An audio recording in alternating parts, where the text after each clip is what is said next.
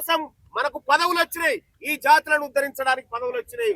నేను చెప్తా ఉన్నా, బీసీ సప్లాన్ అమలు చేయకపోతే మంత్రులారా మీరు రాజీనామాకు సిద్ధంగా అండి, మేము కూడా రాజీనామాలు చేయడానికి సిద్ధంగా ఉన్నాం. లేదు అనంటే బీసీ మంత్రులకు చెప్తా ఉన్నా, మీరు చవటలు దద్దమ్మలై తిరుగుతారు, జనం చీదరించుకుంటారు, ఆ పరిస్థితి తెచ్చుకోవద్దని చెప్పి తెలియజేస్తూ మాకు నమ్మకం ఉంది. మా బీసీ మంత్రులు కొట్లాడతారని చెప్పి మేము అనుకుంటా ఉన్నాం, ఇప్పటికి విశ్వసిస్తా ఉన్నాం. అది నిలబెట్టుకోవాలి. ఇప్పుడు జరిగేటువంటి బడ్జెట్ లో బీసీ సప్లాన్ బిల్లును వెంటనే అందులో పెట్టి పాస్ చేసి మా మిగిలిపోయిన నిధులను కూడా క్యారీ ఫార్వర్డ్ చేస్తూ మా బీసీ వర్గాల కోసం ఖర్చు చేయాలని చెప్పి డిమాండ్ చేస్తా ఉన్నాం. ఇది జస్ట్ షాంపిల్ మాత్రమే. గన్ పార్క్ దగ్గరకు వచ్చి ఇలా అమరవీరుడు యాదయ్య ఆత్మ బలిదానం చేసినటువంటి రోజున ఆయన ఆత్మ బలిదానం సాక్షిగా ఈ అమరవీరుల స్తూపం దగ్గర కూర్చొని ఈ ప్రభుత్వానికి సున్నితంగా చెప్తా ఉన్నాము. మేము ఇంకొక మాట కూడా చెప్తా ఉన్నాము, మేము అంత సున్నితస్థలం అయితే కాము, గతంలో ఉన్నంత సున్నితస్థలం అయితే కాము.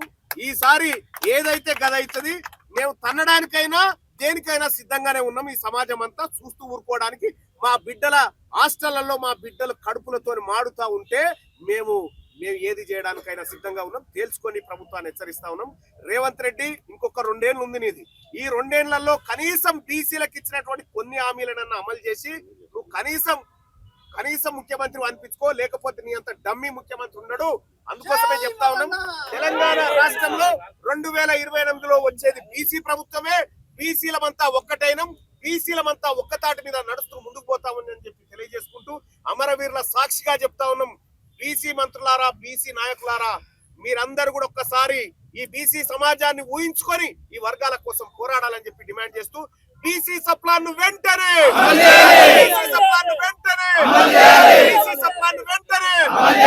జై తెలంగాణ.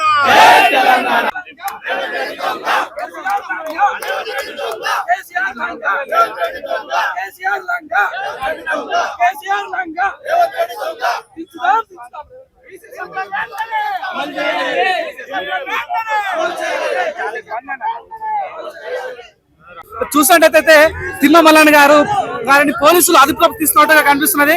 సో ఆకస్మిక మెరుపు ధరణ ఇక్కడ అసెంబ్లీ ఎదుట తిమ్మా మల్లన్న గారు టీఆర్పీ తెలంగాణ రాజ్యాధికార పార్టీ సో రోడ్డు పైన బటాయించడం, ఇలాంటి మెరుపు ధరణ చేయడం వాళ్ళకి డిమాండ్ లేదని ప్రభుత్వం ద్వారా అసెంబ్లీ ఎదుట వాళ్ళు గన్ పార్క్ యుద్ధ వాళ్ళు ధర చేయడం, పెద్ద ఎత్తున కార్యకర్తలు ప్రజలు రావడం చూస్తున్నాం.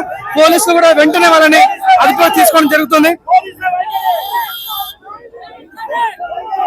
బీసీల సప్లాన్ అమలు చేయాలని వాళ్ళు డిమాండ్ చేస్తున్నారు. వాళ్ళు రోడ్డు పైన బైఠాయించడం, ఆకస్మికంగా అసెంబ్లీ ఎదుట ఎమ్మెల్సీ తిమ్మా మల్లన్న గారు ఇక్కడ రావడం జరుగుతుంది. ఆకస్మికంగా వాళ్ళ యొక్క ధర్నా కూడా నిర్వహించడం జరుగుతుంది. ఎంతమంది మహిళలు కూడా చూసినట్టయితే మెరుపు ధర చేస్తున్నారు.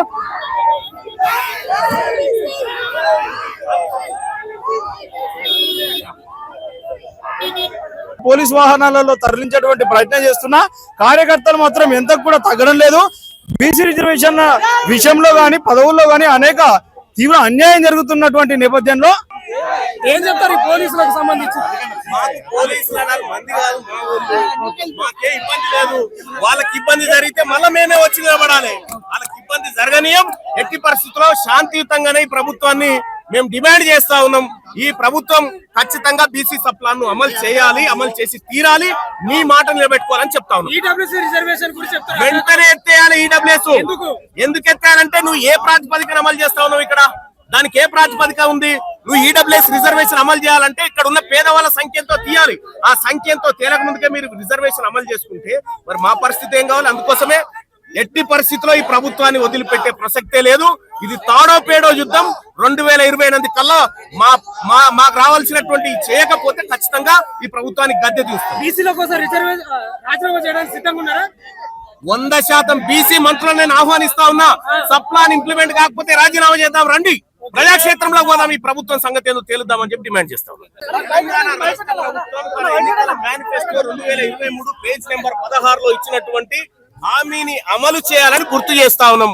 అమలు చేయకపోతే రాష్ట్ర మంత్రులు అందరూ బీసీ మంత్రులు అందరూ రాజీనామా చేయాలి. వాళ్ళతో పాటు మేమందరం కూడా రాజీనామాలకు సిద్ధంగా ఉన్నాం.